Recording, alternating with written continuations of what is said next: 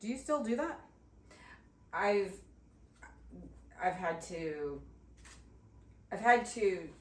parlay that into something else. So, for most of my career in costumes, I would help the designer facilitate their wardrobe for characters by running around and shopping with them, or on my own and carrying all the bags and driving all over town. I can't do that anymore. Right. I don't have the physical ability to do that all day. Mm-hmm.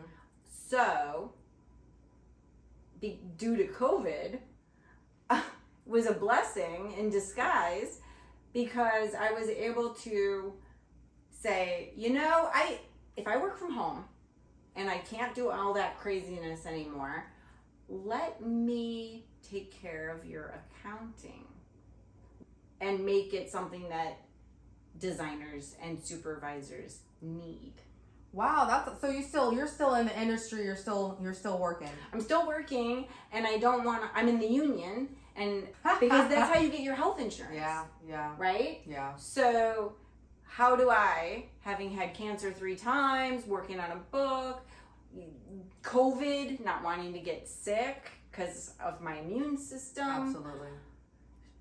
So I spent COVID figuring out what can I do for a costume department that makes me valuable, that keeps me valuable. And did you learn all of those, so in your years of being a costumer, this is the cost, I'm not a money person, so I hope I'm using basically expenses and budget receipts. I budget. I just there is nary a department in production that has as many receipts as the costume department. I would imagine all the changes. But, oh my gosh, yeah, and so you end up with thousands of receipts, and the last thing anybody wants to do at the end of the day after shopping all day is organize all the receipts and figure out where you are in your budget. So I thought, well, I can do that. Right. And I don't mind it. I enjoy it. It's kind of meditation for me. It's math. What's amazing about that is not only did you find a purpose, but you also found a way to utilize your skills and your experience in a new way, so you can stay in your field, continue to do what you enjoy, mm-hmm. or at least work in a field that you enjoy, and mm-hmm. still use your skills. Yeah. Make myself valuable. Making yourself valuable. By finding the things that I can do for a department that they don't necessarily have time to do or want to do. Right? Yeah. And you didn't know you need this, but you need this, and right. I'm going to make this so easy for you. Wow. You're not going to want to do it again on your own. And I can do it from home, which means I can be healthy. It means I don't have to drive somewhere in the morning, work all day, and try to drive home when I don't feel good. Right. Or if I'm dizzy from surgery, I had brain surgery. Yeah, I want to get into all of these things. Yeah. So let me do this. Let me start with okay, first, hi. Welcome back to Multifaceted with Tiffany. And today my guest is Traci Asher. She's a costumer, but she also has a new title. What would you call your new title? Costume coordinator, and Amazon maven. Amazon maven. I love the Amazon maven. Those Amazon receipts. I thought anybody would know. But I'm not. Yeah. Anybody that orders from Amazon knows those okay. receipts can be maddening. And then you are also, what would you call the one cancer patient? I am also one cancer patient. That's my title. That's who I am. That's my book, my website. I am one cancer patient that has information to share with other cancer patients or caregivers, loved ones. But I'm only one person. I'm just I'm one person with a lot of information. You're one person with a lot of inspiration and a lot of perseverance, tenacity, and I'm just so inspired by you. I'm so glad that you came today. I'm glad when you hear her story, I believe, like me, that you will be so inspired and so moved by all that she has done and all the information that she has shared with others, with me. And so what you shared with me, I am hoping to share with you all, and that you can be inspired. Thank you. This is so exciting. I've been looking forward to this for a long time. Really? Yeah. Yay. Yeah, When really you said cool. yes, I was like, that's awesome, because I know it's a delicate subject. Like, it's hard for a lot of people. I know it's not easy to talk about. So Right.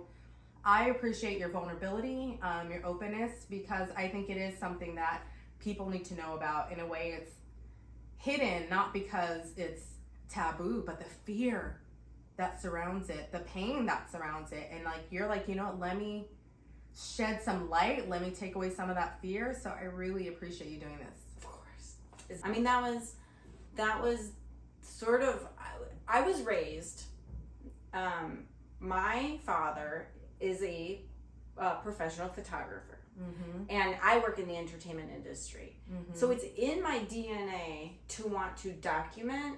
I was taught that by my dad. You never know when something traumatic, when does that become an important memory Yeah. or important information to share? You know, it's interesting you say that, because this is nothing comparative, but I remember about 10, I don't know how long ago it was, I want to say 10 years ago, approximately, I was riding a bike with Steven, you know our friend Steven, and basically I hit a pothole, flipped over, cracked I hit my elbow so hard I cracked my shoulder, I hit my knee, I was really banged up, and I was looking crazy, my shirt got ripped, and Steven was taking photos. And I was like, what are you doing? He's like, trust me, you'll appreciate this later. And I was like, are you nuts?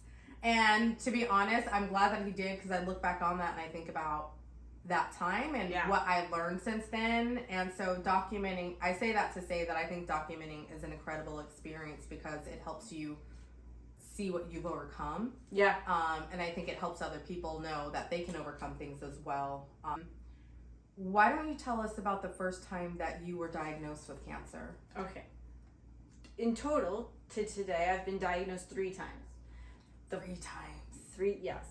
So the first time was in 2014. I was finishing a job, a show I was working on in the costume department. And I'm like, okay, job's over. I'll make all my doctor's appointments before another job comes up and I get too busy. So I went to my doctor, and she was giving me an exam, and she said, oh, I feel something. I feel something. It's kind of suspicious. We need to have somebody look at this. And it ended up being a tumor, breast cancer. The mammograms didn't show it. We felt it. Oh, really? So she noticed by feeling as opposed to the actual mammogram. Yes. In fact, when we knew where it was, they gave me an ultrasound, and even that didn't really show it. So self-exams are so important for women, as well as you should never be so busy that you neglect your health. You can't. I missed one doctor's. I was too busy. I missed my general checkup. So when my job was over and I went, and I ended up with stage 3 breast cancer. Stage 3, and that was in 2014. That was in 2014. And so stage 3, what does that mean? The easiest way to explain it, not being a doctor, is for each centimeter of a tumor gets you to a different stage. Okay, so by the time it's 3 centimeters large, which doesn't sound like a lot, centimeter. Oh, yeah. So each centimeter, 3 centimeters, stage 3. That's the easiest way to explain it. There's so many other things that go into that, but that's the easiest. So how did she communicate this with you? The doctor Yeah. felt it. She had me feel it. And I realized that you grow, as a woman, you grow up with people telling you to do self-exams. Mm-hmm. And I realized at that moment, I had no idea what I was actually looking for. Right? You do the exam, there's lots of diagrams, this is how you do it, this is where you rub. Right. But there was no place that said this is what you're looking for. This is what it's going to feel like. So when the nurse had me feel for it, I thought, wow, it's like a rock. So it's different from all the other lumps. It was rock hard, and it was about the size of like one of those little mandarin oranges. So you know, although they say 3 centimeters, then there's lots of tissue. I mean, 3 centimeters is, you know, I was thinking a grape. Yeah, right. I mean, that's what you would picture, sure, but there's so much more that goes into that, right? Okay. So you felt this rock hard thing, and she told you this feels like cancer. This is suspicious. Yes. Oh, she said this is suspicious. Yes. So it wasn't until a couple days, I think it was 2 days later, when I had the ultrasound and I saw a more specialized doctor who came in and said, I'm afraid it's malignant. We need to get you a biopsy. We need to get you an ultrasound and figure out what this is. Make sure that she's right, that this is what she thinks it is. And it was during the ultrasound that particular physician said, I'm afraid it's malignant. And I thought to myself, you're afraid it is malignant, or you're afraid I'm afraid it might be malignant. Right. And then you're like, clarity. Yeah. And then I had to get on my phone and Google malignant, because I knew what it meant. I didn't want to believe what it meant. And it was just, okay, what's next? Yeah. Well, he sent me, he said, okay, we're gonna work through this, and we're gonna call you, and you're gonna start getting phone calls from people. So I left the doctor's office in tears. I mean, no fault of their own. They were lovely, and you're gonna start getting phone calls from oncologists, from your insurance, and you're gonna start to build a team, and we're gonna figure this out, and we're gonna, find out what the biopsy says. And they sent, I was upstairs. They sent me downstairs through a back stairwell, because I was sobbing. And they didn't want me walking through all the other people into the waiting area. I don't mean that is. So they sent you to a back room. They sent me down the back. Interesting. Wow. Huh. I know. Okay, because that would make me feel some kind of way, but then I also understand it's like sending someone back into the waiting room. Like because I've had to go, right? And I've been in there, and if somebody came through like bawling, I feel like that's intense. I mean, like there's going to be some kind of reaction and response to that. Right. So, okay, back to, they sent you into a back stairwell. So they sent me down this back stairwell. The very first RN that felt it, she was there waiting for me, gave me a hug. Oh, really? That's One of the other nurses gave me their phone number in case I needed to reach out and talk to anybody while I'm building my team. They were lovely, and it was surreal. And you just sort of followed. At that point, you're just following directions. So when they say, here's a back stairwell, you're like, okay, I'll do that. There's the nurse to give me a hug.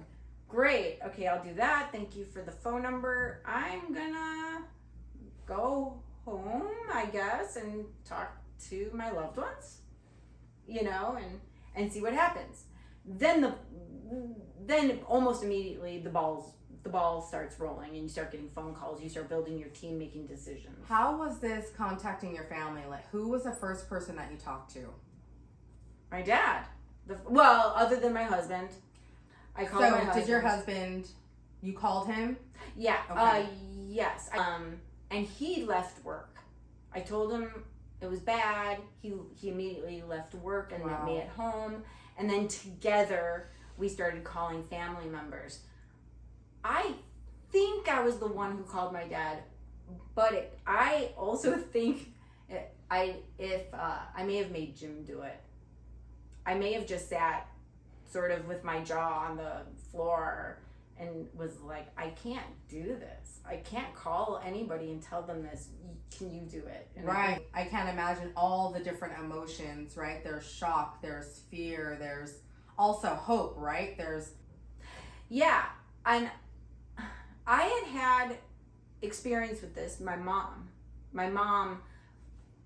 10 years, no, more than that, 30 years, about 30 years before my diagnosis, she had been diagnosed with breast cancer, wow. which she survived. I was in high school, and so I had a little bit of idea. And then of course, because of that, I was tested for the BRCA gene. And I was positive for the BRCA gene. Oh, man. The BRCA gene is something that women in different categories are either more susceptible. It's a genetic marker. Thank you. That you're at higher risk. 80%. If you're positive for the BRCA, there is an 80% chance you end up with breast cancer. And a flip of the coin, 50% that you end up with a gynecological type of cancer. And I felt really dumb for having missed an appointment and not knowing. Oh, wow. So you kind of put a self-blame onto, even though it wasn't your fault. Yeah. It's so amazing, I feel like, in our human nature to something happens and it's like, what did I do wrong? What could I have done different? Could I have eaten different? Could I have not lived by the freeway? Could I have not? I live by a freeway, so I think that because I've heard that. But, I've heard stories. So we're so quick to, blame ourselves. So not only did you have this fear and this shock and this, I'm sure it's terrifying and it's sad and all these different emotions, but you also had a self-blame. That's heavy. That's a heavy burden. Oh, yeah. It took me a long time to not feel guilty about being too busy to go to a doctor's appointment and missing it. Not even realizing. When they told me I had missed a doctor's appointment, I didn't believe them. Right. But I had missed a whole year of an annual checkup. And then, Did you have to go earlier because it ran in your family? Yeah, that was the one thing I did know and did do. Okay. Was to start getting mammograms when I was 33. Wow, 33. So my mom was 43 when she was first diagnosed. I was in high school.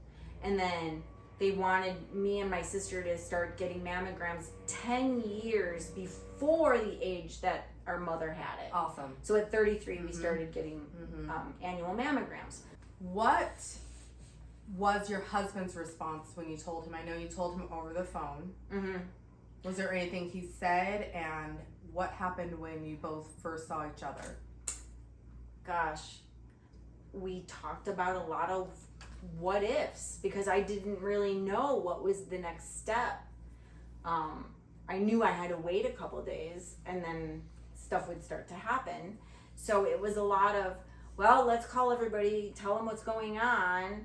And Jim is an incredible person, an incredible husband, and he kept all through all the diagnosis, we're going to get through this. We're going to do this. We're going to get together. You're strong. We will do this together. Has always been his mantra to me. That's amazing. What an incredible husband. I feel like it's so important to have a person like that in your life. Did that help you feel less alone? Oh, yeah. Yeah. It, like I said, it was surreal, and I just didn't know what to expect. And you end up, I'm not sure how it all works, but you end up in the system, and things just start happening. People are calling and saying, here's a list of oncologists. Do you want them close to your house? Do you want to be at this particular hospital? How do you want to proceed? This is what you're gonna need. We'll give you a bunch of information and then let's make decisions within a day or two. So it's more than just your doctor talking to you Oh for gosh. what's going to happen. Oh yeah. All of a sudden you're Interesting, because in my mind, I feel like you get this diagnosis and then they tell you you're going to start chemo or not. We're going to cut or not. But it's not just one person. Right. The first thing is you start building your team. I want the best doctors, obviously, that are closest to me. So all of a sudden I started getting referrals. Okay, we're going to refer you to this oncologist. You're going to start hearing from these people. And that's what happened. I picked the oncologist, and then they called and they said, we're going to get you in real fast, and we're going to make a plan, more MRIs, scans. Let's figure out what this is. What is it made out of? You're BRCA positive. That makes a difference, because if you have the gene, it pretty much removes the option of a lumpectomy. If you simply take out the tumor, but you have the BRCA gene, it's most likely going to come back. You're always at risk. Oh, so if you have the BRCA gene, it doesn't matter. You're going to continue to get these cells. For the most, I didn't know that. Okay. If you're BRCA positive, as it is today, or as it was in 2014, technology is always changing.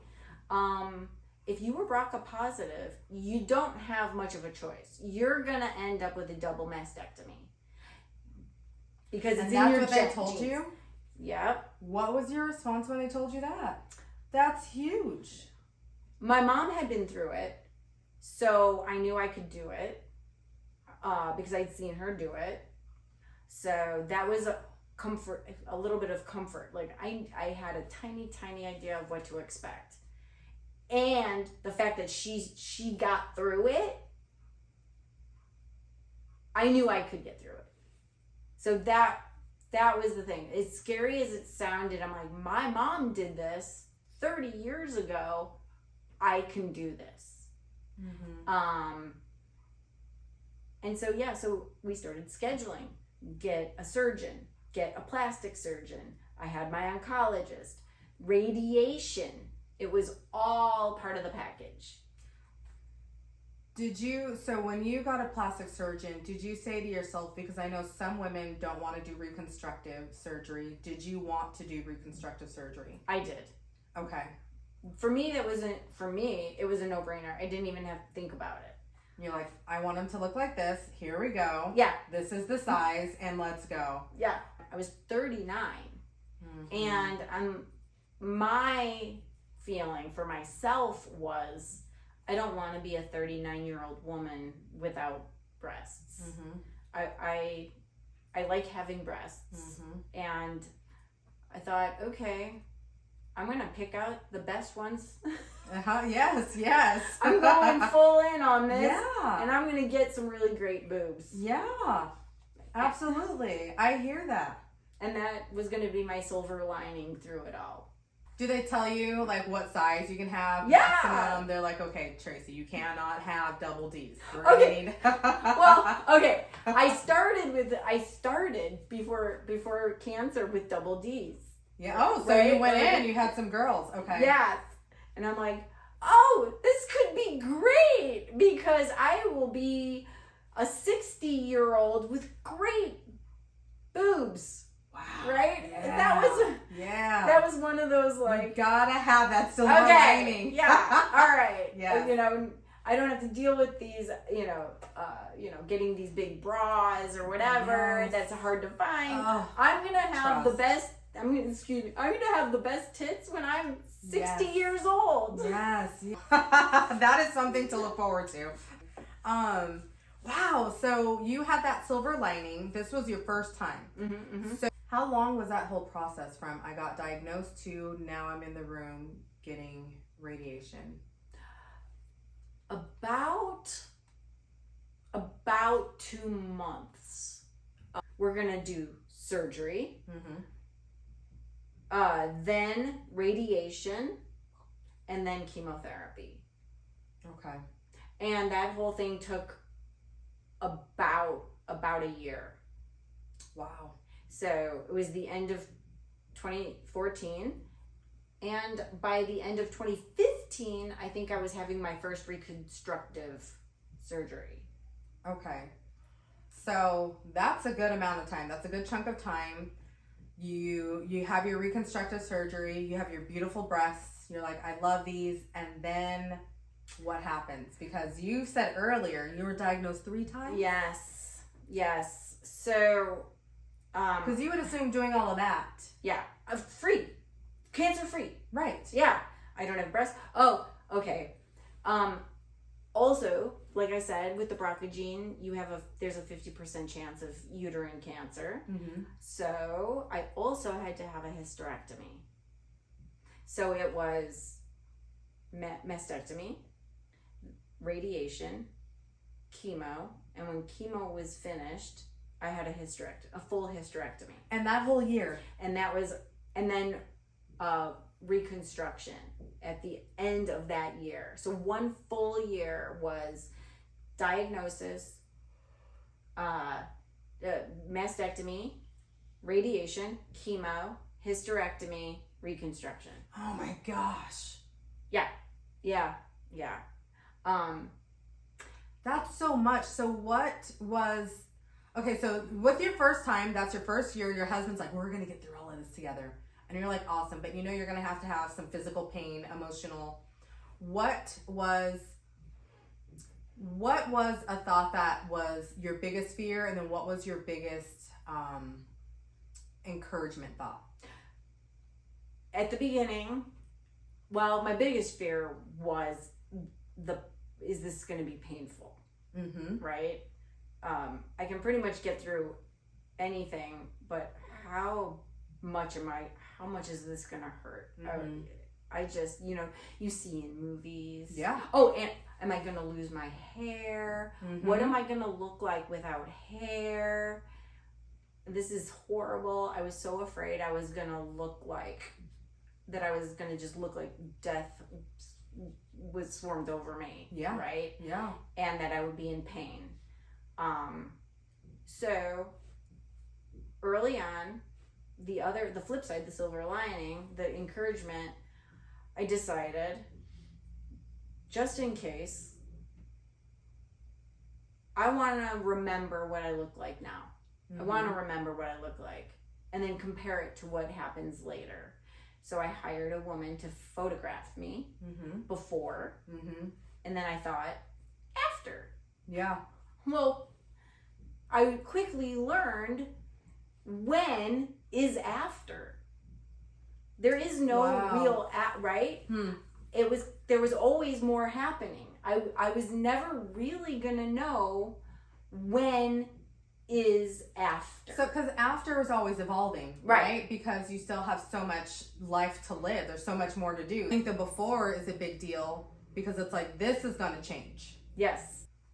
So they did the double mastectomy first. How long was that recovery? I was in the hospital a few days.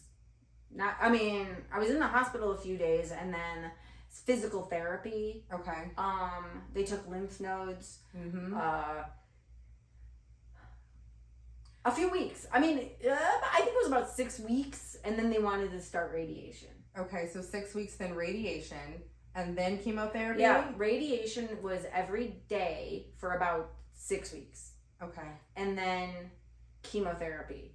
And chemotherapy was, I think it was like once every other week for about 6 months. Okay. And then the hysterectomy. And I was in the hospital for a couple days for that. Uh-huh. And then by the end of 6 weeks year, to walk again. Yeah, and then 6 weeks to be able to lift something more than 10 Yeah. pounds. And then by the end of the year, I was getting my implants. Okay. So that was the first reconstruction, was getting the implants put in. And then that's like another, you got to be taped up, right? And that takes what, 3 weeks, 4 weeks? I mean, it all depends on, recovery time. It all depends on what you expect to be doing, right? Yeah, right. You're not like, I'm not going to the gym. Yeah. And Like I've got to go to the grocery store and cook. Right. Yeah. Right. And I was able to work through it. My coworkers were really supportive. So you were still doing costuming. Yep. I worked through that a little bit. Doing a lot less. but my course. coworkers were really cool about it. What show were you working on? At the time, Yeah. it was Community. I love that show. Yeah, You worked it on was that show? yeah. I love that show. It was Community. And they were Wow. great. That's awesome. Everybody from the actors to my coworkers to the producers, everybody was really great. So how long from you have your reconstructive, you have the hysterectomy, you're going back to work. How long until your second diagnosis? What was that? It was 3 years.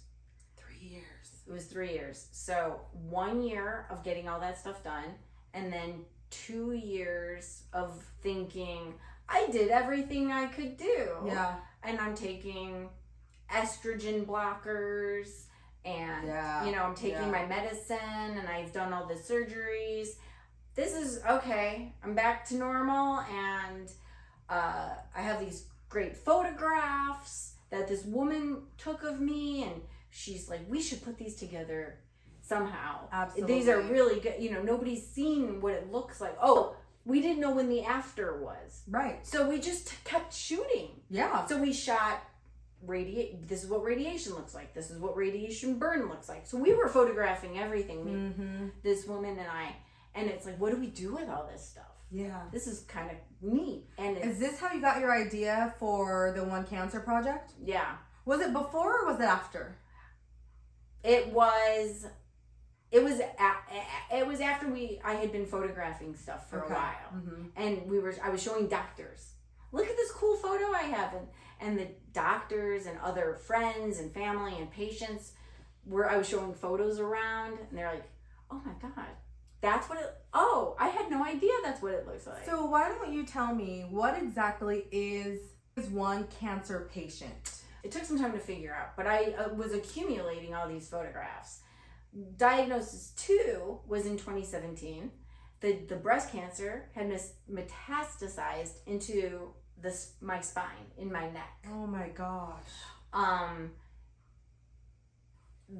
That nobody saw coming. We did everything right, but there are no guarantees. So is that common? I'm not sure if it's common, but it's definitely possible. Okay. So 2 things were happening simultaneously in 2017. I was getting diagnosed for a second time, and I was trying to figure out what to do with all the photos I already had. And Traci, how do you deal with a second diagnosis? Because just hearing that makes me feel heavy. I was experiencing horrible pain in my arm, and my oncologist sent me for an MRI, and before I could even get home from that place, I got a phone call from my oncologist office that said the doctor would like to see you at 1:00.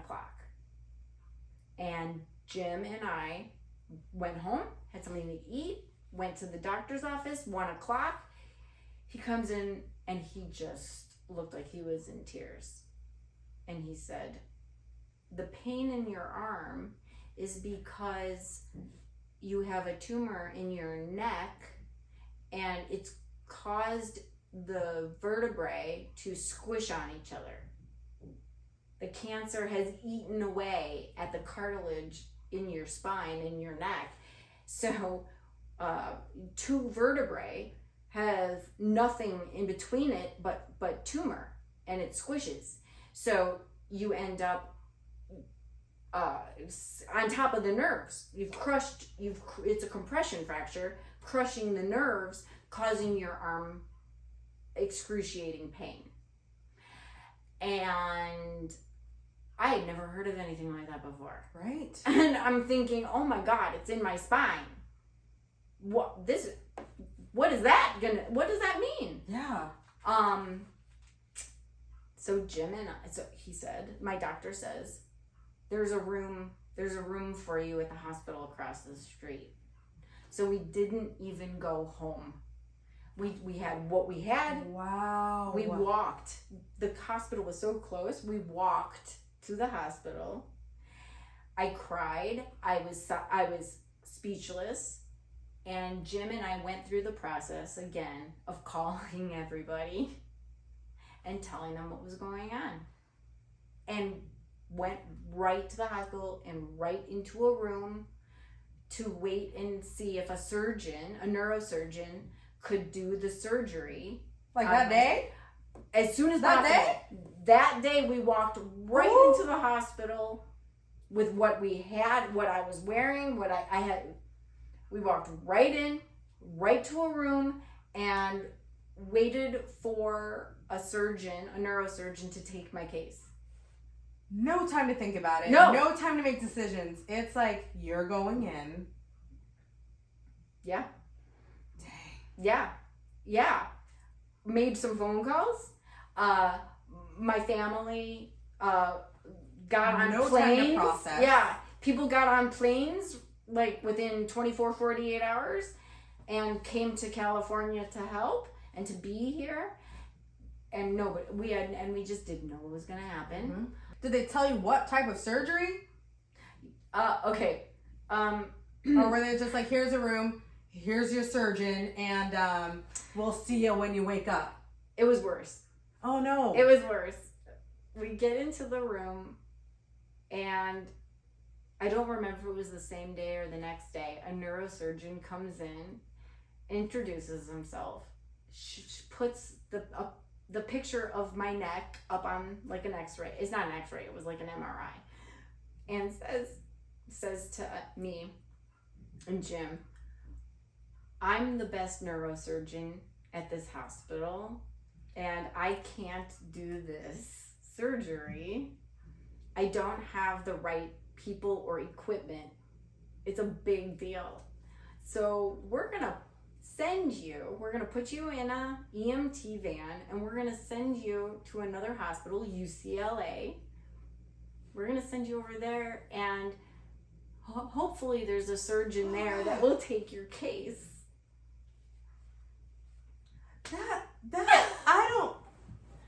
Traci, I don't even have words for that because that makes you, I don't even know. It leaves you without. It was devastating. It must be leaving you without. It was so outrageous that I don't even know. I'm not even sure what my reaction was. That's what I'm saying. It leaves you without it because it's like you can't have a response. Yeah.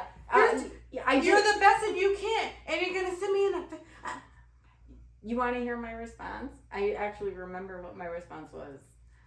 My first response. After I gave this response, everything went serious. I promise you. My first response was, so I said to the doctor, are you sure I didn't maybe swallow a fidget spinner? Like, are you sure it's cancer and I didn't swallow a fidget spinner? And he goes, do you have a fidget spinner? That is an awesome response. And that's an awesome response. Do you have a fidget spinner? Did you have one and now you can't find it? Yeah. And I said, no. And he goes, then it's probably not that. Wow. So levity. Oh my gosh. I mean, and then brevity. Ridiculousness. Yeah. Right? And then it kicks in. And then it kicks in what you really just heard. And then we waited. We waited for some EMT guys in the van to load me up and bring me to a different hospital. And we got to the other hospital, UCLA. And I kid you not, a neurosurgeon walks in and it looked like a god from a TV show or a movie. Ooh, like Thor? Like, was he? No, like ER, right? Like the best looking doctor, like McDreamy, McSteamy, right? Yeah. In walks this neurosurgeon and he says... And you're like, you're kidding me. You look like this? Doctors really look like this? Are you doing this to make me feel better? Right? Are you a model to come in before? Yeah, right? Yeah. And he walks in and he says, I heard about your case. I took it immediately. I got it. Oh, what confidence. I mean, that must make you feel some sort of like comfort, like Thank you for saying that, because the last guy freaked me out. And you right now are making me feel comfort the way you're saying I got it. Oh, it's like I'm in your hands. Yeah. Yeah. It was amazing. It was amazing. I was in the hospital for, I think, about 10 days. They made a plan, I wasn't going to go into surgery the next day. They were going to create a plan. Oh, thank God. Okay. They wanted to make sure I didn't have a stroke. Yeah. That there were no blood clots, So they made a plan. It was a few days. I had the surgery. They removed a vertebrae and they put in its place a cage. They screwed in a cage into my neck. Okay, a cage. Tell me, is that like a fake vertebrae? Not fake. That's the wrong word. It takes the place of a model. What is the word? Like well, it's prosthetic? a cage. Yeah. It took the place of a vertebrae, and it looks like a cage. And inside the cage is a cadaver bone. What? And dang. So okay. And then the goal, the physical goal is that bones grow. They do. Bones and grow marrow back. can And so you get the cage, bones in there, and over time. So you got somebody else's bone in your neck? Yeah. It's crazy. How'd you feel about that? It's crazy. Yeah. Oh my gosh. Okay. I'm like, oh, I love horror films. Yes. That's why I'm just like this Love whole thing. Yeah. And I'm like, am I gonna have like crazy thoughts? dreams? Yeah. Can I transport Am I gonna have time? feelings? Can I? Yeah. Or memories that are mine? Yeah. Wow. So all these It's thoughts crazy. are running through your head, like fantasy, fantastical, but then also the heaviness. Right. I love one of the things, Tracy, that I appreciate about you, and I know it's hard for many people to do, but to have that kind of like that levity of thinking, right? Like, let me have these fantastical thoughts intermingled with the realness of what's going on, because I feel like that type of thinking is what helps you to be able to experience something like that without just all the weight and the depression that comes, because that's gonna come. Yeah. But being able to, I think, to allow yourself to, they say don't take yourself so seriously, even though it's serious. I feel like that's what I'm hearing. Mm-hmm. Like, I can also have moments of humor. And you're allowed to have moments of humor, because I feel like when you have cancer, when somebody passes away, it's almost like you're not allowed to have humor in it. Right. But it's like you allowed yourself to have humor in it. I had my cry. Yes, I had my cry. My family was there. Friends. Lots of people visited. They had their cry. And then it was like my husband, like Jim said, like, okay, now we're going to get through it. We got this amazing surgeon. We have a plan. Mm-hmm. There's a silver lining. And oh, by the way, I need more pictures now. Yeah. And like I said, my dad's a photographer, and he was there, and he could be in the room. He could be around. And this is when they gave you the neck brace. Yes, and I remember that with the. Mm-hmm. I was in a neck brace. I kept saying to my poor dad, "Can you take pictures? I know I'm your daughter, and I know this is really hard. Can you take pictures?" And then even going off to surgery, coming back from surgery, maybe both.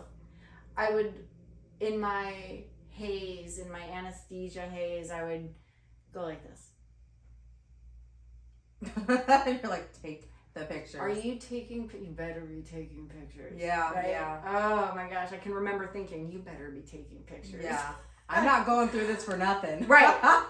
Yes. Wow. One cancer patient, so we just kept it going. I'm like, okay, we're going to get through this now, and I have more to share. I'm learning so much more now, and I'm going to survive this, and hopefully now I can help more people. Now I can help people that had breast cancer, maybe had spine cancer, metastatic cancer. Mm-hmm.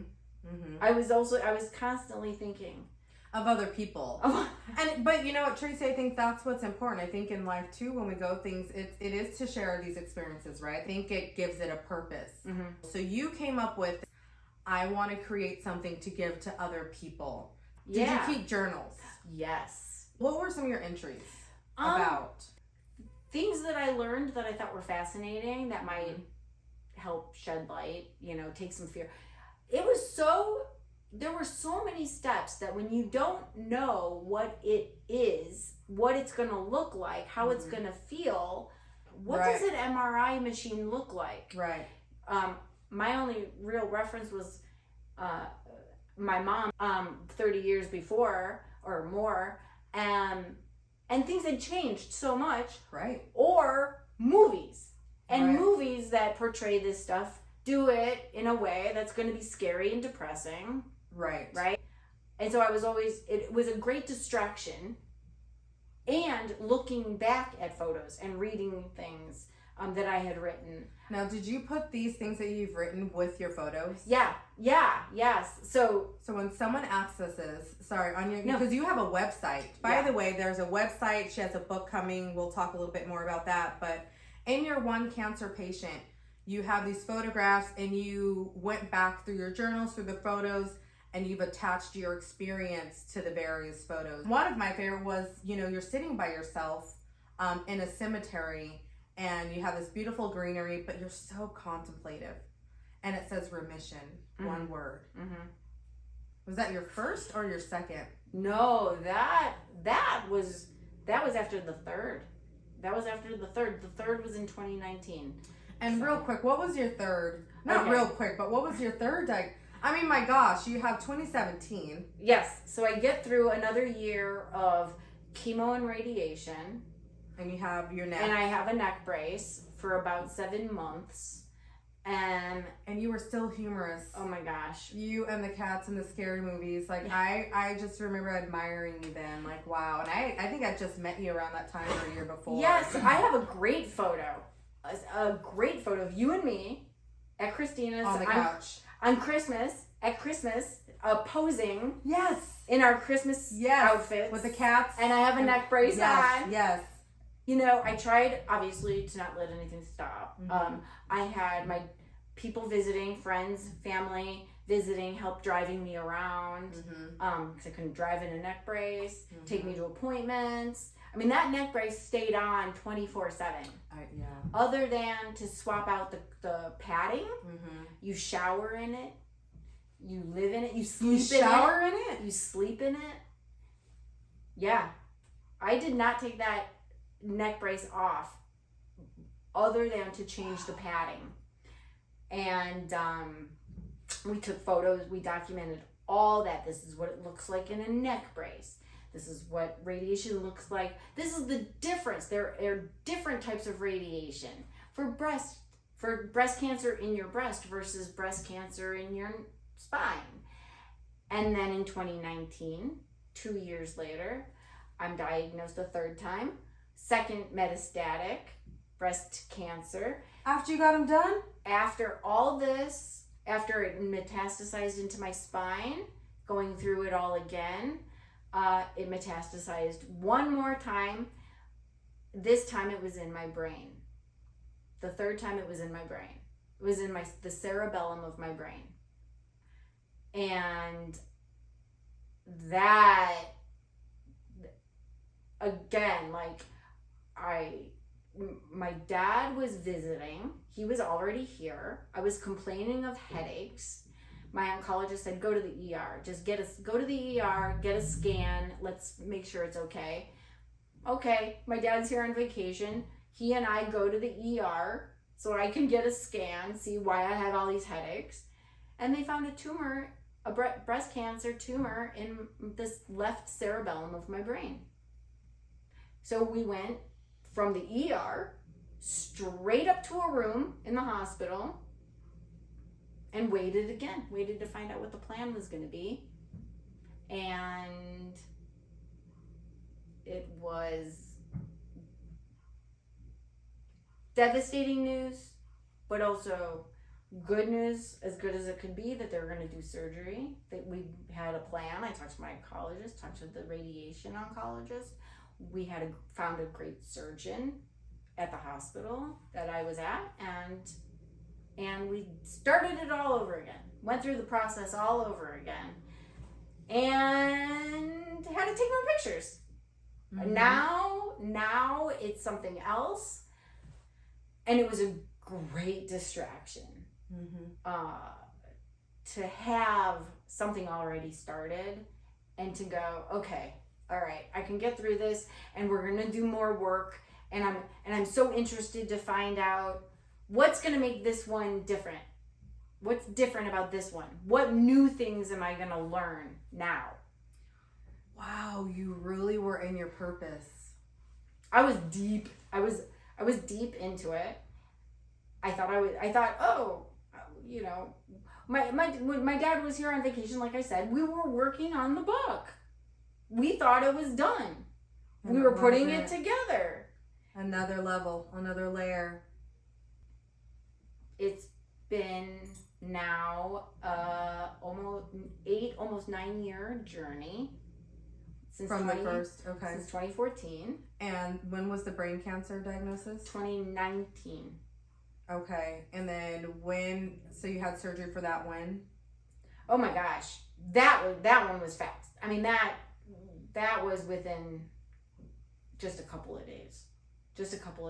Geez, you would think that would be the more challenging one.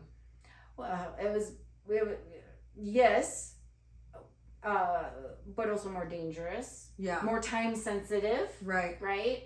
And we found the surgeon that took that case was much faster. Like, that case was taken quick. Mm-hmm. And let's get this out. Yeah.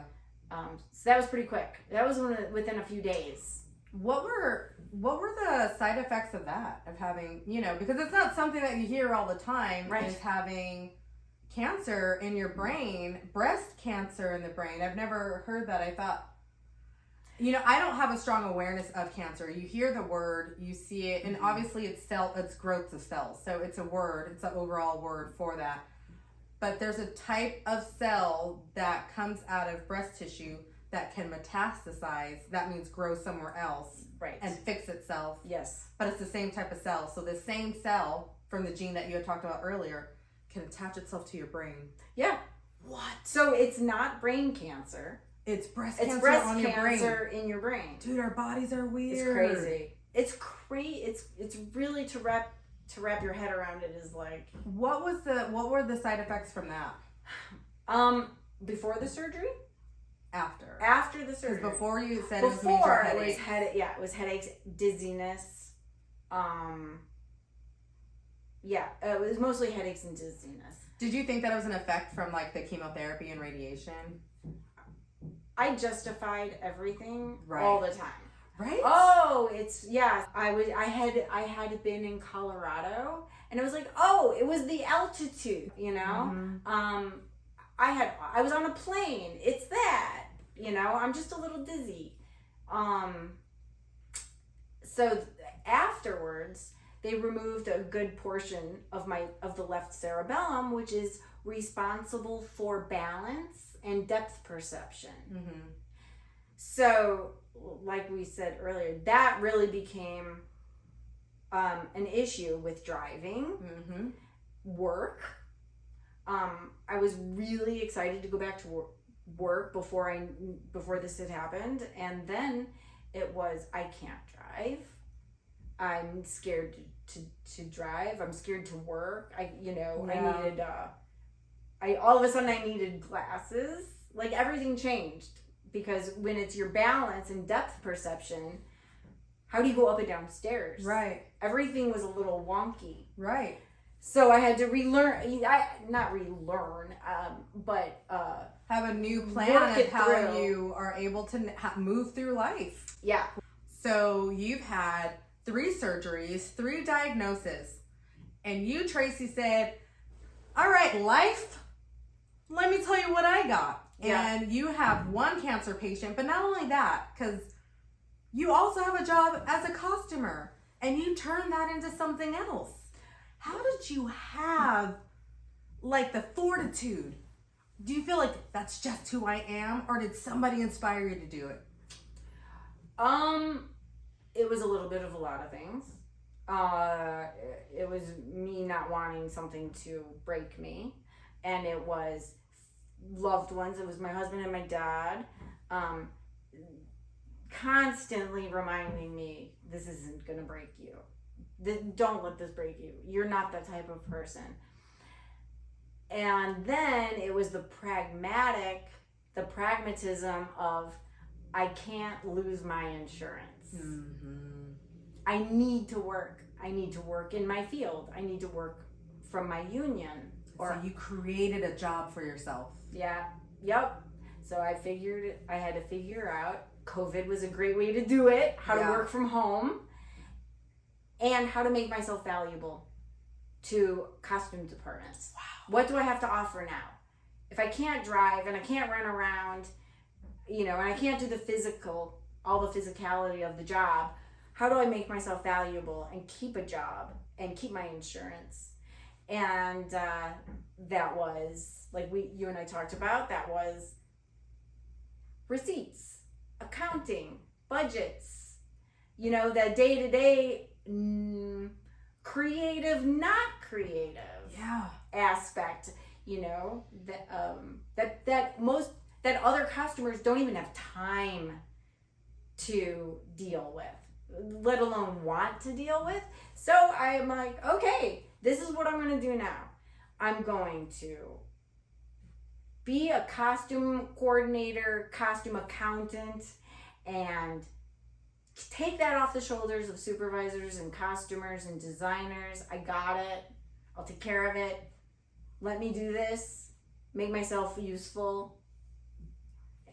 That is incredible. And if I do a good job at it, they won't want to go back, right? I just, my mind is blown by that. So you created a job for yourself, and then you have this one cancer patient, which is your photographs, your journals. Now, what I remember is you were putting this together, and you were going to have a show in Chicago.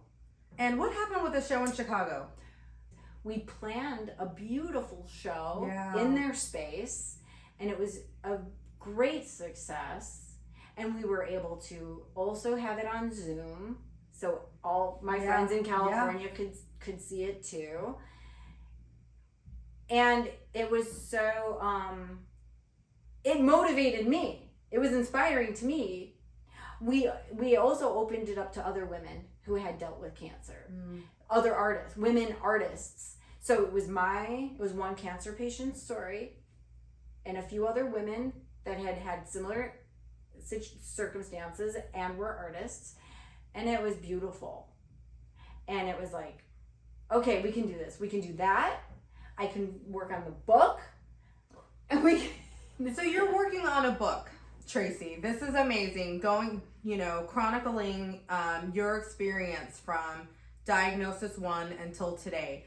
What has been the most challenging part of putting a book together? Probably taking any critique, and because you're like, this is my journey. You don't know. You don't know. Wow. Mm-hmm. It was. I think I had a lot of arguments with a lot of people, and thankfully, my dad is one of them who will never. Doesn't matter how loud of an argument we have, he won't give up on me. He won't give up on the project.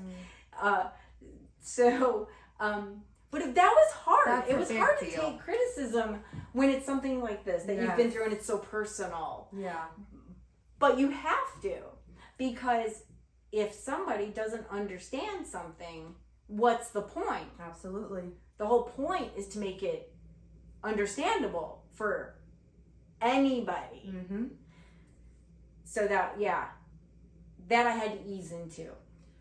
So then what was your biggest, what's been the most helpful in continuing going with this book and this project? The happiest moment in the process of the book was I hired a ghostwriter, an editor to go over my stuff and make sure that it makes sense and give me notes.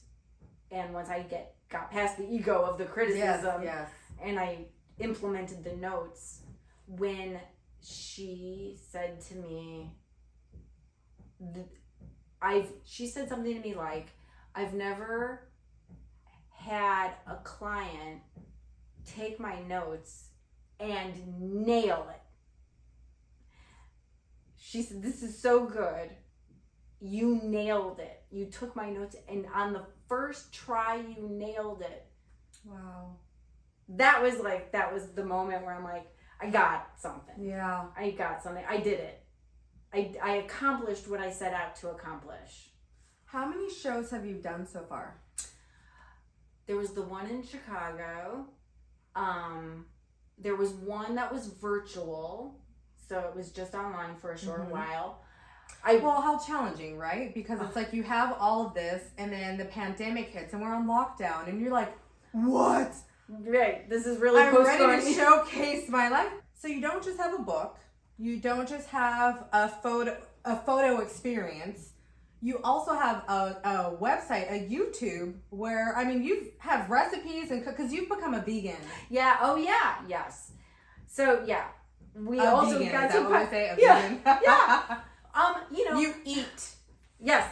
So, okay. So, during the process and all the medication and all the chemo, I mean, it really wreaks havoc on your body. It's not a pleasant experience by any means. And everybody takes to these things differently.